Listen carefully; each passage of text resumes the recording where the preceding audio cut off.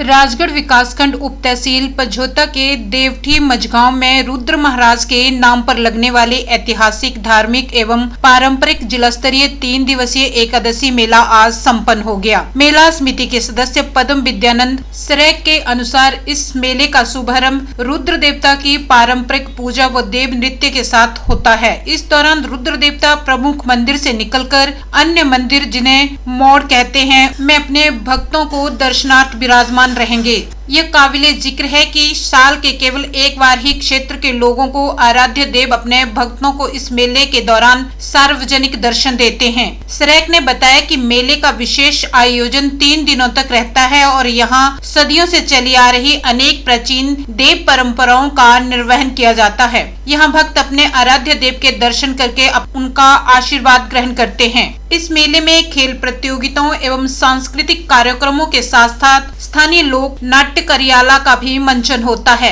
मेले का विधिवत समापन प्रदेश सरकार के कैबिनेट मंत्री रोहित ठाकुर द्वारा किया गया। पद है उसके बारे में यहाँ पर बताया गया, उसके लिए भी सरकार प्रयास कर रही है और जैसे ही यहाँ की जनता जनार्दन के आशीर्वाद से हिमाचल प्रदेश की सत्ता परिवर्तन हुआ, हमें लगभग कोई 12,000 से अधिक आपके शिक्षा विभाग में पद रिक्त मिले।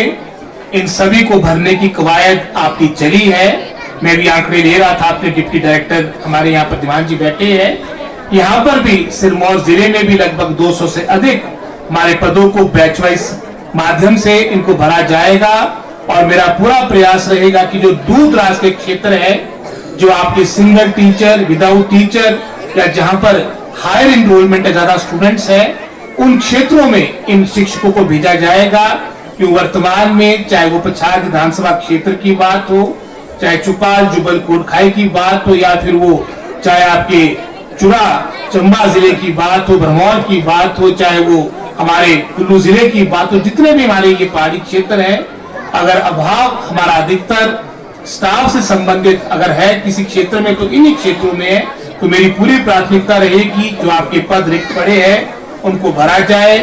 यहाँ पर परीक्षा केंद्र की बात आई तो इसका भी मैं भी डिप्टी डायरेक्टर से इसकी पूरी रिपोर्ट लूंगा। एक साइंस ब्लॉक की बात आई और ये भी मैं जानना चाहूंगा कि वर्तमान में यहाँ साइंस की क्या स्थिति, कितने स्टूडेंट्स है, कितने यहाँ पर आपके वर्तमान में टीचर्स है, क्योंकि अतीत में ऐसा हुआ कि आपने सैकड़ों की संख्या में स्कूल खोल दिए, लेकिन अगर स्कूल में टीचर ना हो तो उसका कोई अर्थ नहीं। एक तरह से हम बच्चों के भविष्य के साथ कुठाराघात कर रहे हैं। तो वर्तमान सरकार ने ये सोच बनाई कि वर्तमान में जो 15,000 के आसपास हमारे शिक्षण संस्थान पूरे हिमाचल प्रदेश में है, प्रथम चरण में हम इन सभी संस्थानों को सुदृढ़ करेंगे। जहां आधारभूत ढांचे को विकसित करने की बात होगी वो किया जाएगा।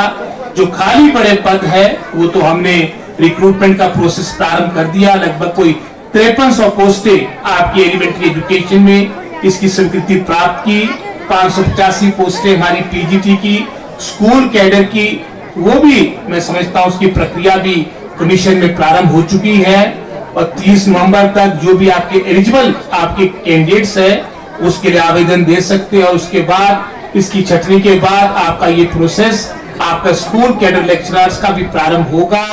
और जहां तक तो कॉलेजेस की बात है, लगभग कोई 90% के आसपास जो हमारे पद रिक्त थे वो भरे जा चुके हैं और आने वाले समय में सभी हमारे स्कूलों में, महाविद्यालय में पूरा पर्याप्त मात्रा में स्टाफ हो, इसके लिए सरकार वचनबद्ध है।